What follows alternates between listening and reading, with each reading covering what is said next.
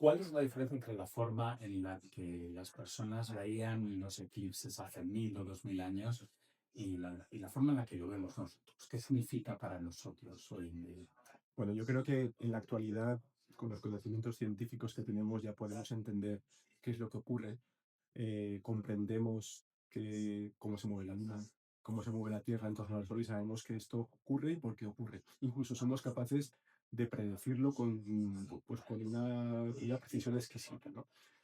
Claro, efectivamente, hace miles de años estos fenómenos ocurrían igualmente y supongo que bueno, habría unas interpretaciones mucho más amplias, ¿no? Y de todo tipo, posiblemente pues, sobrenaturales, con implicaciones de los dioses, si están enfadados. Entonces, Desastres, periodos de desastres, dinastías, efectivamente. reinados. Efectivamente. Entonces, bueno, yo creo que la parte impresionante, emocionante del evento sigue siendo la misma, porque para un ser humano observar cómo tu sol, tu estrella en referencia, se eclipsa y de repente ves algo en el cielo que no puedes ver de otra manera, eso tiene que ser igualmente impactante. La diferencia es que ahora lo podemos racionalizar, sabemos que ni se acaba el mundo, ni tiene que cambiar la dinastía, y bueno, en otros tiempos posiblemente se le daba otro tipo de enfoque, ¿no? Bueno, incluso seguramente se utiliza, porque obviamente hubo un momento en el cual ya había cierta parte de la sociedad o los astrónomos o en aquella época los astrólogos eran capaces ya de predecir o con estos patrones periódicos que tienen los eclipses, que eran capaces de saber que en cierto mes podría ocurrir algo y se podía utilizar para tener una ventaja sobre la población o sobre la que quisiera ocurrir, etcétera. Ahora ya es muy distinto. Hay una serie que se ha hecho famosa, que viene de un libro, que es El problema de los tres cuerpos, que habla precisamente de que un sistema con tres masas gravitatorias es impredecible, es imposible. Y los eclipses no son tan complicados, sí que son predecibles, pero no tanto como pensamos, ¿no? ¿Cuál es la dificultad para medir en esto hoy en día? Bueno, realmente en la actualidad ya tenemos un conocimiento bastante detallado de cómo funciona la gravedad en el sistema solar, como para poder predecir con mucho detalle en qué momento va a ocurrir un eclipse, si va a ser total, si va a ser parcial, si va a ser anular. Eh, Efectivamente, la gravedad no es sencilla en el momento en que empiezan a interaccionar varios cuerpos, ¿no?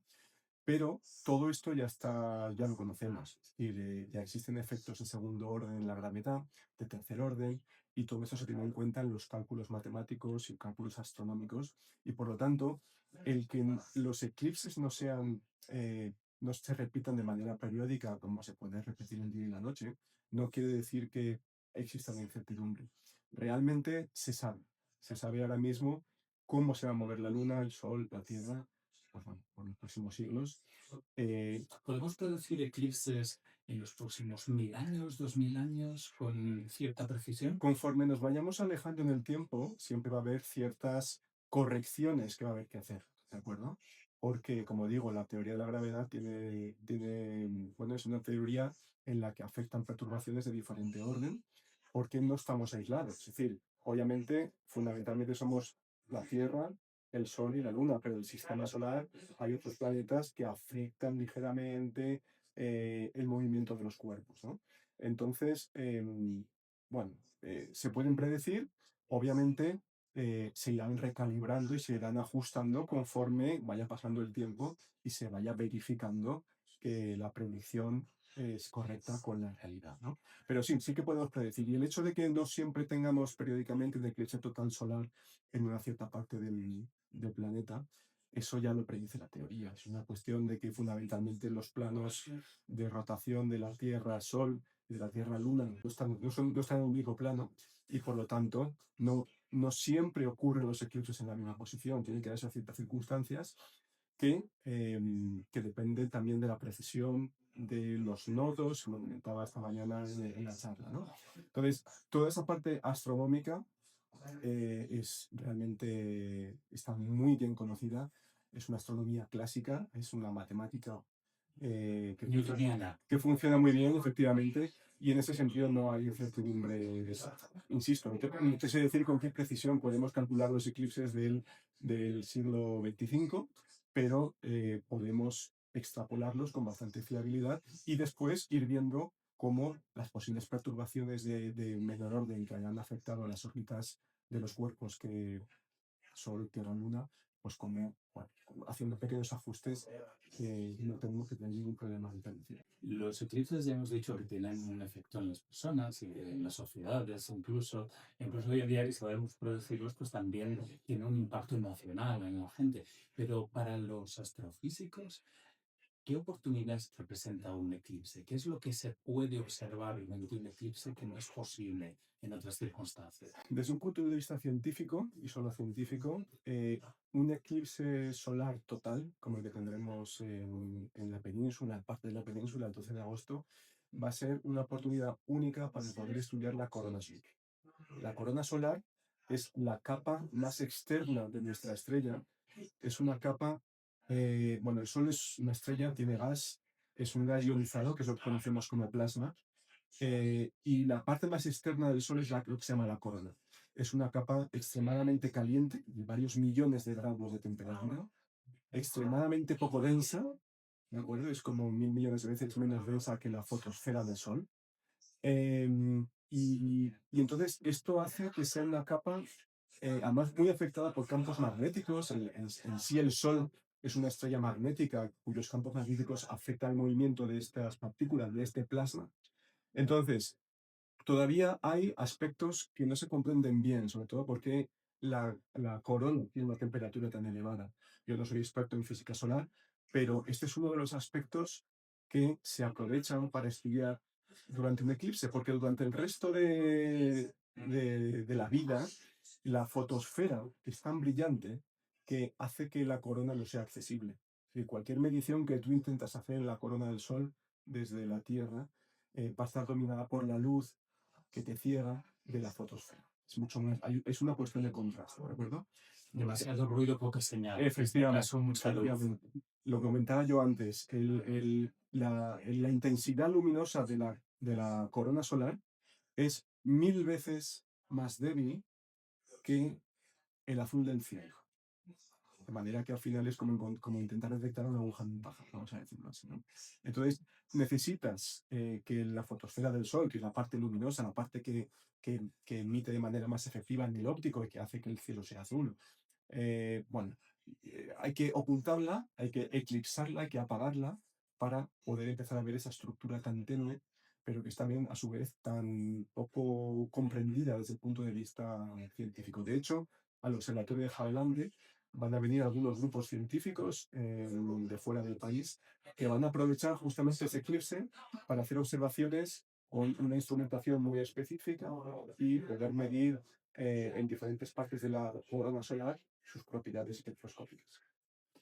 Uno de los experimentos más históricos, más famosos, es cuando Einstein predijo que iba a haber un efecto de una lente gravitatoria durante un eclipse que modificó la posición de unas estrellas. ¿Va a haber alguna observación sobre estos efectos gravitatorios durante el eclipse? Pues bueno, la teoría de la relatividad ya predice que la luz se deflecta, su camino se curva en presencia de una gravedad intensa, en este caso el Sol es el cuerpo que ejerce esa gravedad intensa y de manera que podemos ver como una estrella que se encuentre muy cerquita en proyección del Sol, pues cambia de posición de manera ficticia, es como una lente gravitacional, ¿no?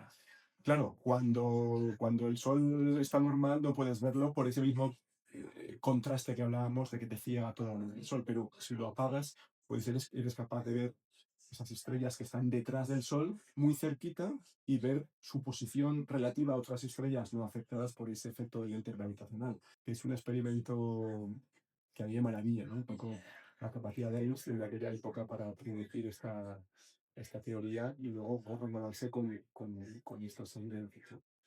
¿Te parece que el eclipse tiene la suficiente fuerza como evento como para que más gente se interese por la astronomía y por la astrofísica?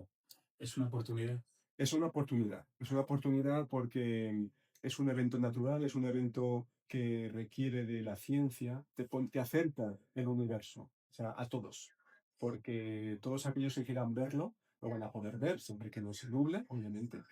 Pero sí que es cierto que es un fenómeno que es muy impactante, porque tiene una parte también, vamos a decir, visual y emocional de que ves algo que te hace reflexionar, ¿no? Te hace pensar que realmente esa luna que conoces, que ves todas las noches, está ahí delante del sol, y de repente ves una cara nueva del sol que no has visto nunca en la vida, y todo eso te hace, de alguna manera, ser consciente bueno, de la ciencia, del conocimiento, de la maravilla que es el universo, y es un recurso que didácticamente es fabuloso, porque eso a los niños, a nosotros como adultos nos encanta, pero a los niños les marca.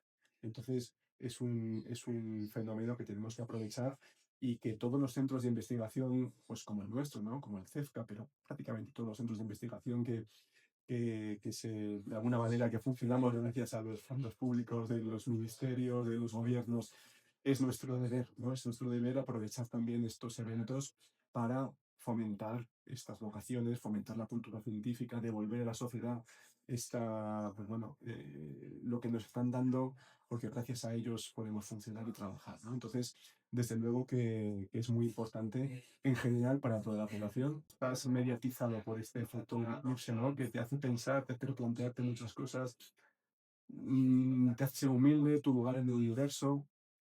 Realmente llega, es un fenómeno que llega a aquel que lo ve, sobre todo los eclipses totales. No pasan desapercibidos, te marcan y te hacen plantearte muchas cosas. Muchas gracias, Javier. Una cosa chula.